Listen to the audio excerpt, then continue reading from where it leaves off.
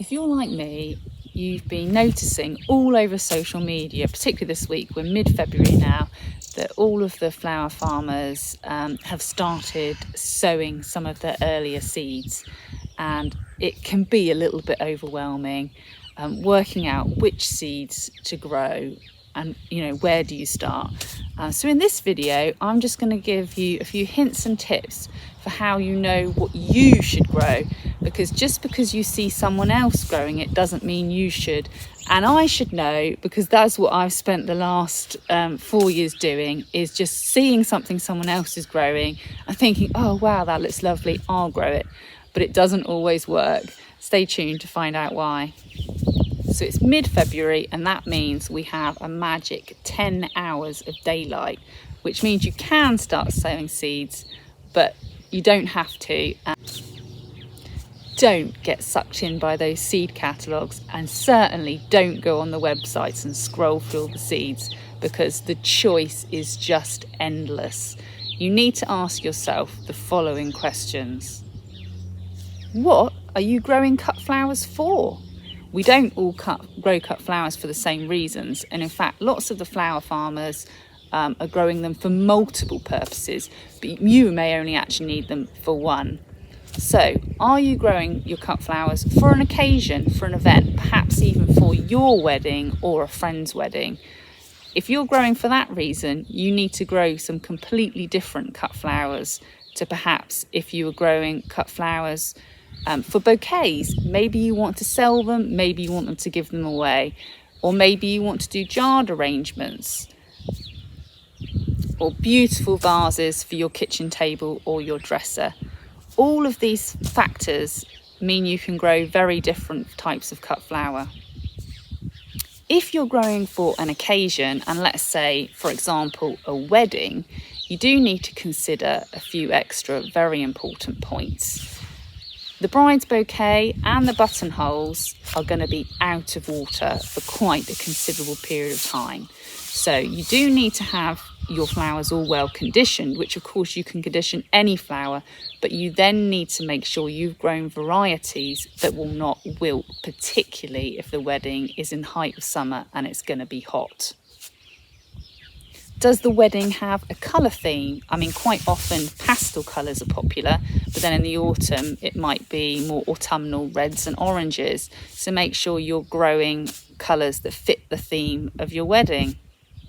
One complicated element, if you are growing for a wedding, is presumably it's on a set date.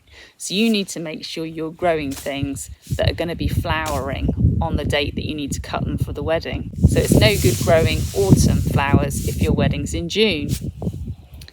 Now, if you're growing arrangements for your own home, that's where it is slightly easier. Usually they're going to be flowers that are in water, and you can choose the colours that you like. You don't need to worry about what other people like. One thing to consider when you're growing flowers for arrangements is that you probably want them to have quite a good vase life, whereas for wedding flowers they only need to last for the day. But for a vase in your house, you really want it to last at least 5 days. And then a big no-no for me, although I still do it, is I don't like flowers that drop pollen and petals all over the table. So you want to be trying to choose varieties, perhaps things that dry well, so they start to dry naturally in the vase. And then perhaps if they dry nicely, you can even keep it for a little bit of colour over the winter months. And you want to grow lots of different shapes to really give your arrangement the wow factor.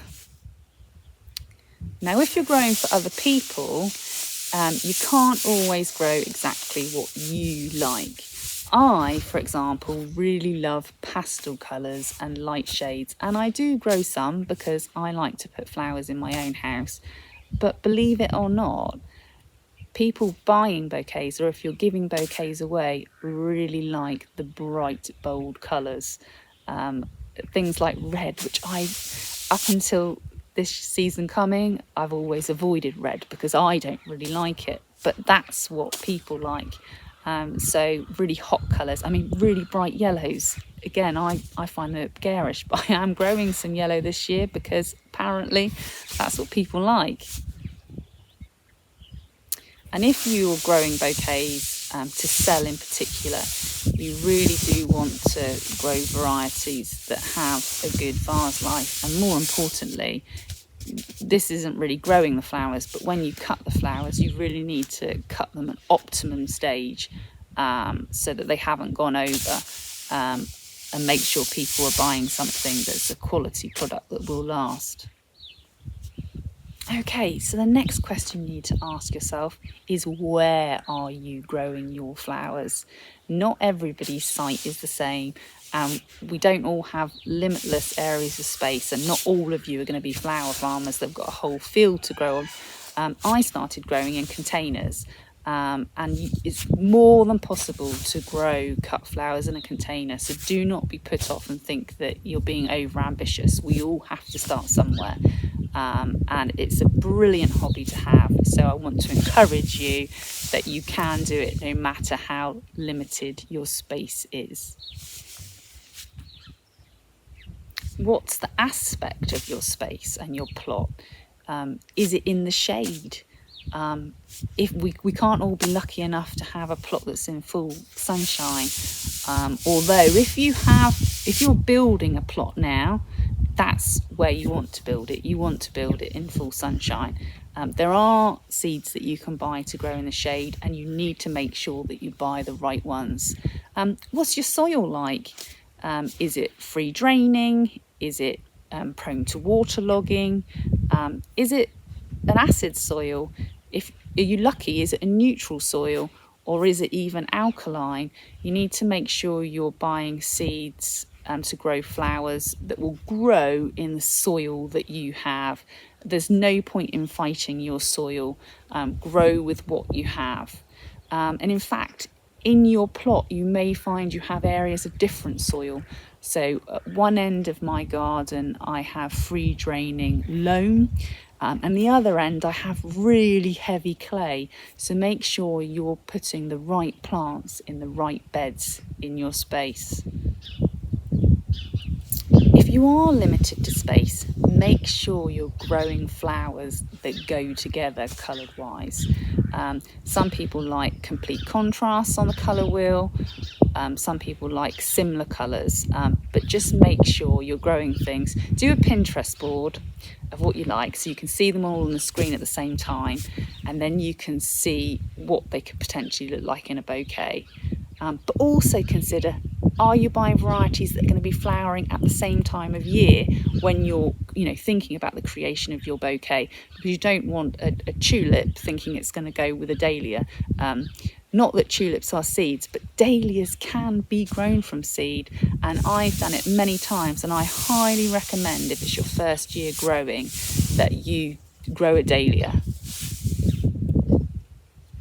When you're choosing your seed, think about the shapes of the flowers. You don't want, say you're buying 5 packets of seed, you don't want to buy 5 packets of flowers that are all round.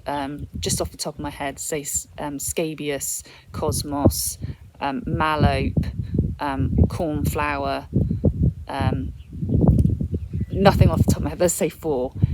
They're all round, okay? They're all lovely, and if you've got enough space, why not grow them all? But you want to make sure you also include sprays, things like phlox, or umbellifers, things like dill and ammi, but also spires, or what we call line flowers, so things like snapdragons, things like bells of Ireland, because having all of those different shapes and forms are what really finishes a bouquet off. And don't forget about the whimsy. Having some different grasses and the really fine little detail to a bouquet is really what will make your flowers stand out from everybody else's. So I can't tell you what to grow, because you're not growing flowers for the same reason as me, you're not growing them in the same plot as me, but hopefully the points I've given you will help you choose what seeds are best for you if you consider all of those questions and all of those points. It is no good buying something that hates being grown in an alkaline, chalky soil if that's what you have.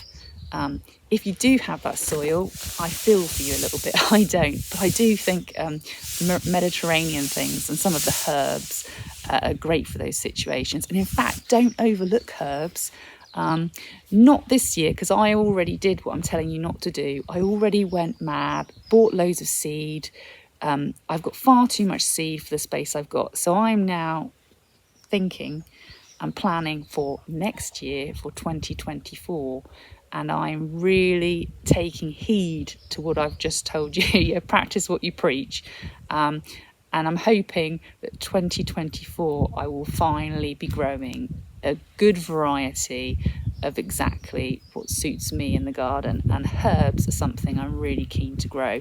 And because some of them are going to be perennial, I do need to be thinking about this. I know it sounds early to be thinking about next year, but biennials, which will fill your May-June gap, you need to plant this year in May-June. And the same with if you're going to be growing perennials, you need to be growing them this year, June through to sort of September. So that's what I've been looking at. So if you're planning on this being a project which is for longevity, then definitely think about seeds that you can buy to be planting this summer. But your spring seeds now that you can start sowing are your hardy annuals and your half hardy annuals. So go and enjoy your seed shopping. Please comment and tell me what seeds you've decided to grow.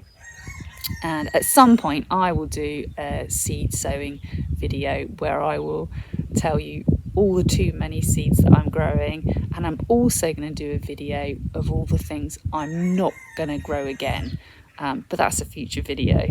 Thanks very much for watching. I'll see you next time.